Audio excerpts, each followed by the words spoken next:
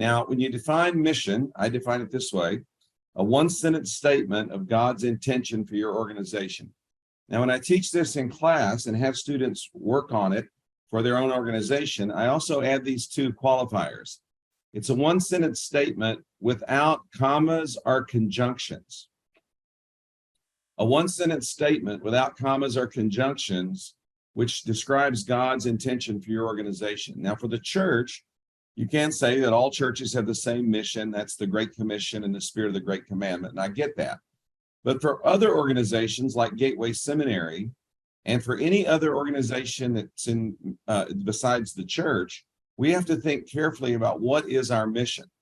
And as I say here, all organizations must identify their reason to exist, a core focus, a founding principle, different ways of expressing this, but essentially you're trying to state what is your mission. Now, it might surprise you what the mission of, when you hear the mission of Gateway Seminary. Our mission is shaping leaders who expand God's kingdom around the world. That's what we do. We shape leaders who expand God's kingdom around the world. Now, the reason that's significant is because it has no commas or conjunctions. Anytime you have a comma in a mission statement, you have a committee, you have a statement created by a committee that was finalized to appease everyone and make sure they got their agenda mentioned so that you'd have some kind of false ownership or buy-in of the mission. We worked hard at Gateway. In fact, we worked on it for over a year to eliminate all commas and conjunctions from our mission statement and got it down to one declarative sentence. We shape leaders who expand God's kingdom around the world. And we got that sentence declared in 2010. We've reviewed it in very thorough fashion twice, and each time it's come through without change. In fact, the last time it was reviewed, a team of 10 people here at the seminary spent 18 months reworking the process in 2019, 2020, and after 10 years declared that everything about us could change except that one sentence, and no one wanted to change it. It also sometimes surprises people that in our mission statement, there's no mention of theological education. That is not our mission. That is a component strategy. In fact, it's a primary strategy that we use to fulfill our mission. But our mission is shaping leaders. And the reason that that's significant, that distinction is significant, is because in our organization, everything we do has to answer to our mission. So, for example, in our business office, in our finance office, in our HR office, in our facilities department, in our security areas, in every area of the seminary, they have to ask and answer the question, what am I doing today to shape leaders who expand God's kingdom around the world? And so everyone has to answer to the same mission, whether you're an academic or not, whether you're an administrator or not, whether you're a facilitator, a custodian, an administrative assistant, whoever you are in the organization, you have to understand we have one mission, and all of us have to find a way to contribute to it, or we have to find another place to work or another thing to do because that doesn't fit who we are. Another thing that sometimes surprises people is that components of ministry are not listed in our mission. For example, we do not have church planting as part of our mission, or evangelism, or missions. We are a very narrowly focused organization. We are not responsible for the Great Commission at Gateway Seminary. That's the church's responsibility. We have a very narrow focus. We shape leaders. That's what we do. And I'm famous for saying no to many organizations and opportunities and others who want our seminary to join their cause, because that's not what we do. So maintaining mission discipline begins with defining your mission as a one-sentence statement of God's intention for your organization. Now, I don't have time today, obviously, to go through every one of yours, but I would challenge you, each one, to pull out your mission statement and to ask, is this a one-sentence statement? Is it a declarative statement? Is it without commas and conjunctions? Does it say what we do without enumerating the strategies we use? Is it timeless? In other words, could it last a decade or two? Or is it tied to the programs or personalities of the people currently involved? So think hard about your mission, because once you get that established, your mission becomes essential for these two things and other things as well, but for today's purposes. Identifying organizational mission is foundational to all other decision-making. And identifying organizational mission is the foundation for functional unity. Now, I especially want to hone in on the first part. Organizational mission is foundational to decision making. You know, many of you know that in 2016, Gateway Seminary picked up everything we had and owned and were in San Francisco, California, and moved dozens and dozens of families and everything else associated with a seminary 400 miles and started over in Southern California. And we did that with remarkable unity. Why? Because our people really believed that that relocation was essential to our mission and was foundational to that decision being made. It wasn't a financial decision. It wasn't a legal decision. It wasn't a political decision. It was a mission decision. And once people really believed that and understood that, then they rose up in a way that no one has ever seen before and moved to seminary 400 miles and started over. I wish I had time on the call today to tell you the full story of that and one or two dramatic moments when it was crystallized in our community that this was really about the mission and everyone was coming together to accomplish that mission. I hope you understand what I mean when I say we moved 400 miles. I mean, every spouse quit their jobs and kids were taken out of school and houses were sold, and not one or two, dozens and dozens and dozens of families, employees and students, faculty and staff. We picked everything up, we moved it across the state and started over. The only reason that people were willing to do that and to have the unity we had in the process was because we have a clearly articulated mission. And by the time we did that, I had been leading us to be a mission disciplined organization for more than a decade. So let's talk now specifically, and I'm going to skip down some slides here because I want to get to the steps to take. What are some practical processes for mission-driven leadership, or as I call it, mission discipline? How do you maintain mission discipline? Well, let me give you 5 suggestions here today on the call and see if these will be helpful. Number 1, first thing I want you to do is align your leadership lifestyle with your mission. You personally have to model your mission for your organization. You have to be yourself personally invested in the mission that your organization is accomplishing. And you have to have made an all-out commitment to that without any reservation. And this means that you must be investing your personal resources in your mission. You have to be investing your time, you're investing your money, investing your influence. Now, obviously, I've committed 20 years of my life to Gateway Seminary at this point, and they understand that I've invested myself here. But when I became president of Gateway, on my first day of my presidency, I made a public commitment to give 5% of my income back to Gateway for the entire duration of my presidency. I've done that every month for 20 years, 5% of my income back to the seminary.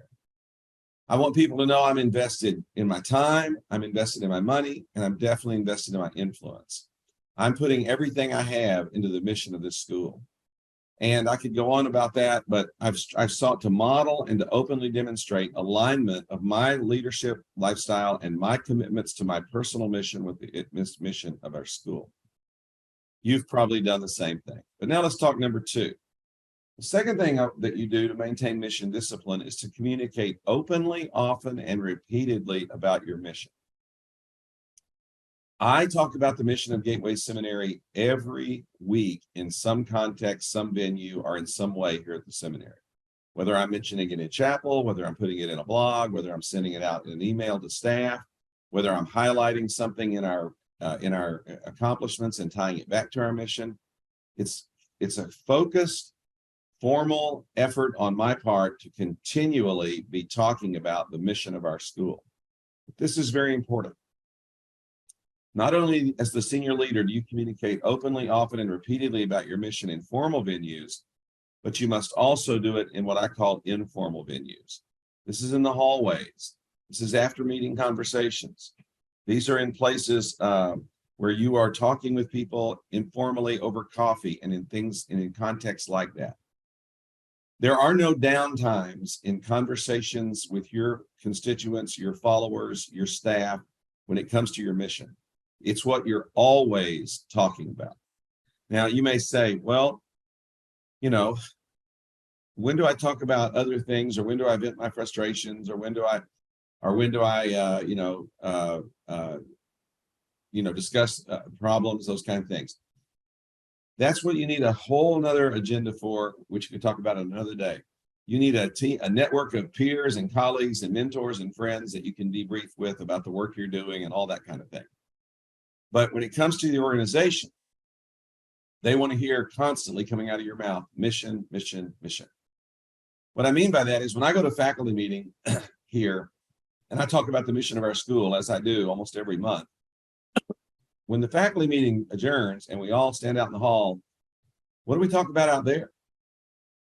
Well, we don't talk about SBC denominational gossip and other nonsense. We don't talk about problems that we may be having in the classroom or in the seminary or anything like that. I want to make sure that when I'm in the hallway, I'm also still focused on the mission of our school and letting that be what people hear me talking about all the time. So it's significantly important that you be a consistent communicator, both in public and in private venues, informal and in informal venues, about your mission. A lot of you have probably heard things like this. There's the meeting and then there's the after meeting. Well, make sure the after meeting has the same theme as the meeting when it's related to your organization. And that is that coming from you is just mission, mission, mission, mission, mission. You are a one-note song. That's all you know to sing. And that's all you talk about in all your contexts. Now, again, that doesn't mean I don't have a set of colleagues and friends that I can debrief with and talk about my frustrations and get off on side tracks and go down, tangents and complain about difficulties. There's a place for that, but not in my role as mission leader here at Gateway Seminary. I want to be constantly focused on the mission in my communication. Well, number 3, the third thing about keeping your mission, your organization mission driven, is allocate resources to your mission. Financial and personnel. Those are the 2 main things you have, people and money. I'm in the middle of budgeting processes for next year right now, and it is astounding to me the creative ways Gateway Seminary people can think of to spend money. Oh, my word. Every year we get this laundry list of budget requests asking for all kinds of things that people want to do and want our school to do, and things that they think would be interesting for us to get involved in. Well, rather than get in a meeting and try to have some kind of negotiation about what we're going to do, what we instead do is we get in a meeting and we ask this question: what's our mission? Now let's evaluate every one of these budget requests directly in light of the mission. And not just does it have a tangential connection, because almost anything can be stretched to that point, but what has a direct causative effect on us getting our mission actually accomplished? And it's amazing when you start having those kind of conversations, how painful they can become. But it's also interesting when you start having those conversations and people really begin to believe that the mission is going to actually drive the organization, that they'll actually call out the president. These are some of my most painful conversations, when I have a vice president say, well, Dr. Iorg, I hear what you're saying, but I just don't see that connected that closely to our mission. Well, it's my pet project and I'm the president. Then we all laugh, because there are no pet projects by the president that get past that kind of review process. Mission matters most. Mission is what drives us. Mission is what guides decision-making. And this budgeting thing we go through every year, it starts with what's the mission, and there's where we go from there. Same thing with personnel. One of the things that really frustrates me about our organization, and I think it's about every organization, is I'm constantly getting asked to hire people to make our lives easier.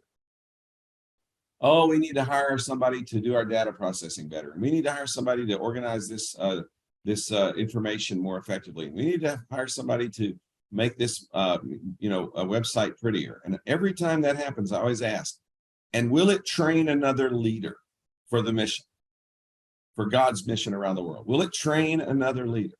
Well, no, but. Well, then there's no but. We're just not doing that. We're not going to keep hiring people to make us look better if it doesn't have something to do with actually getting the work done.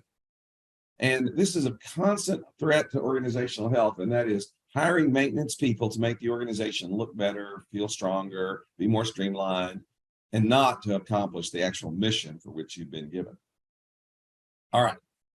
Number 4, I've already alluded to this, but allow your mission and vision, but allow your mission to drive decision making. There's so many examples of this I could give over the years, but I'll just give you a couple of them. Back when I was a pastor, we were a mission-driven church, and we really worked hard at that, even back in those days when I was pastoring.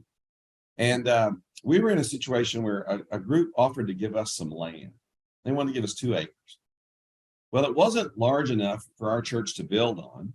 By the way, our church at this point was still a portable church when I planted it in the Northwest.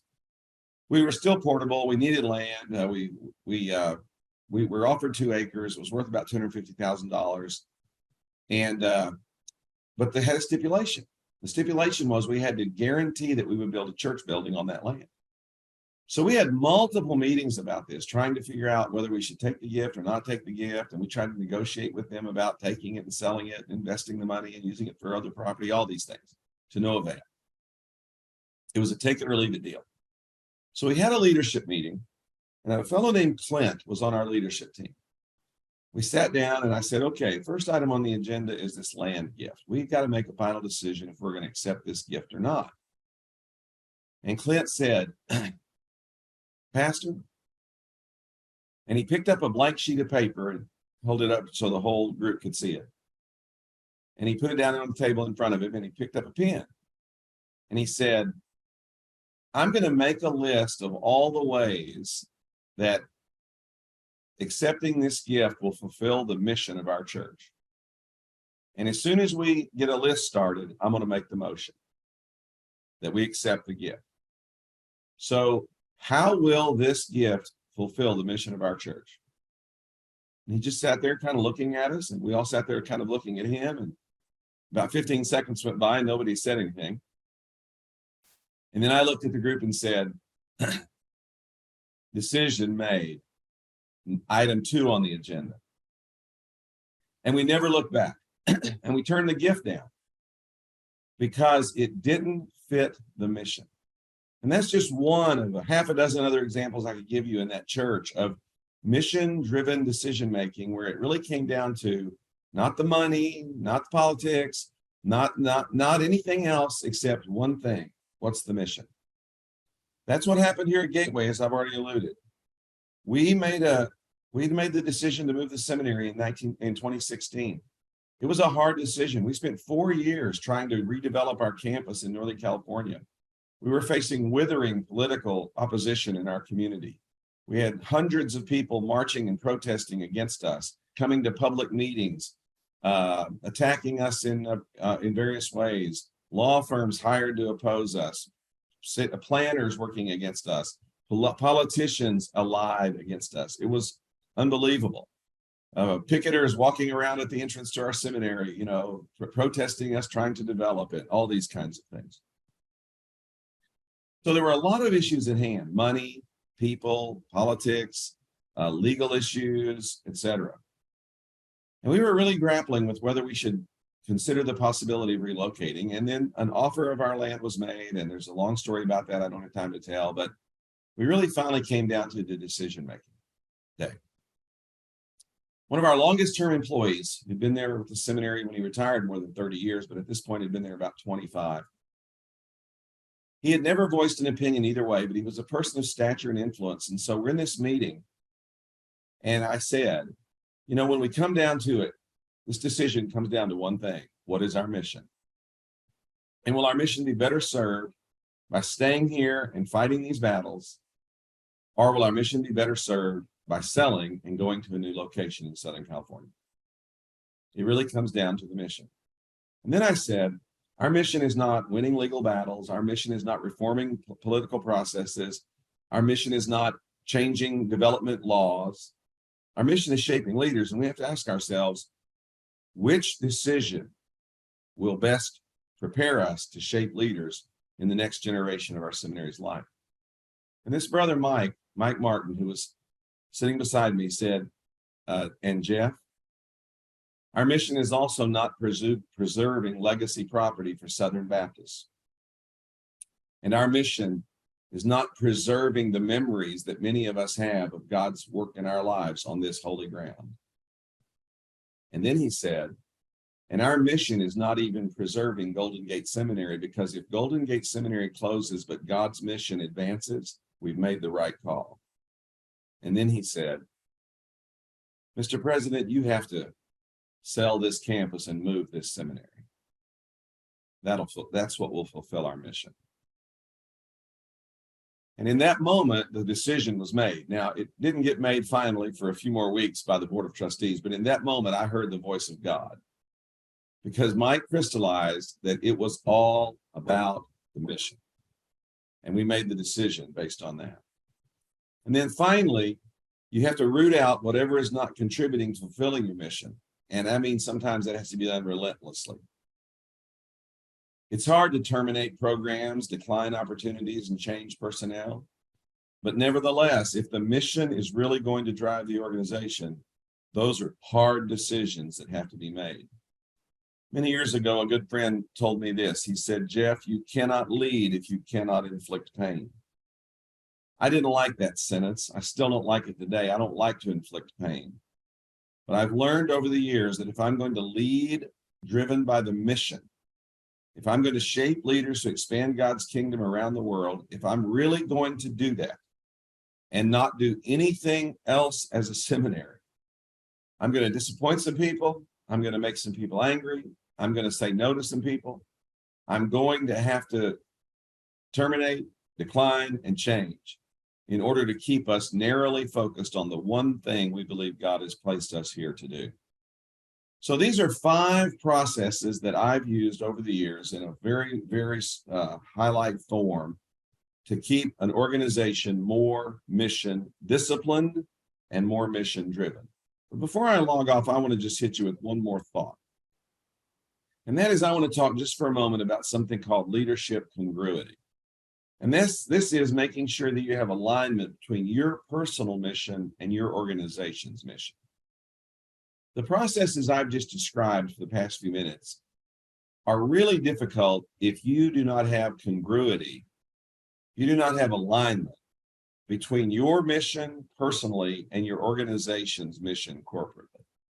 One of the reasons it's easy for me to be a mission-driven leader here at Gateway Seminary is because my personal mission is shaping leaders to expand God's kingdom around the world. That's what I do. And that's why I do webinars like this morning.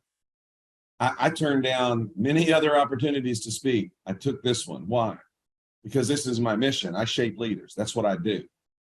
And so when I get the opportunity to do that, I say yes.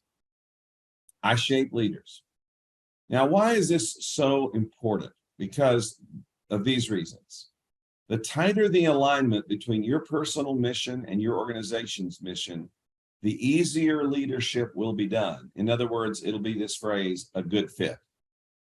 The happier everyone will be, including your spouse who's tired of you complaining about your job and how much you don't like it. Find one you do love because it aligns with who you are and what you want to give your life for. There'll also be fewer distractions to the mission, because when you do not have personal alignment, you're constantly going to be veering your organization towards satisfying your personal mission needs. And you say, oh, no, I won't. Oh, yes, you will. You're a flawed human being, and you will do that. Every one of us has a tendency to shape things to the way we like them. And you'll have fewer distractions to your organizational mission if you're not a distraction yourself. And finally, when you have tighter alignment, there'll be fewer leadership transitions. You'll move around less often. And frankly, the people that you have around you, if they have the same alignment, will leave less frequently. And so the tighter the alignment, the easier the leadership, the happier everyone will be, the fewer the distractions, and the fewer leadership transitions you will experience. So I would strongly encourage you to identify your personal mission, then identify the kind of organization that has the mission that lines up with your personal mission, and ask God to put you in one and leave you there for 20 or 30 years and make a lifelong impact. Personal mission aligned with corporate mission is a powerful alignment, a powerful congruity that can make a significant difference and impact in the overall satisfaction you have as a leader. So thank you for letting me share with you today. I don't know if there's a time for questions or a chat box that has them, but I appreciate the time to be on, and I'll stay on for just a few more minutes if there's any follow-up, and then I'll see you guys next time.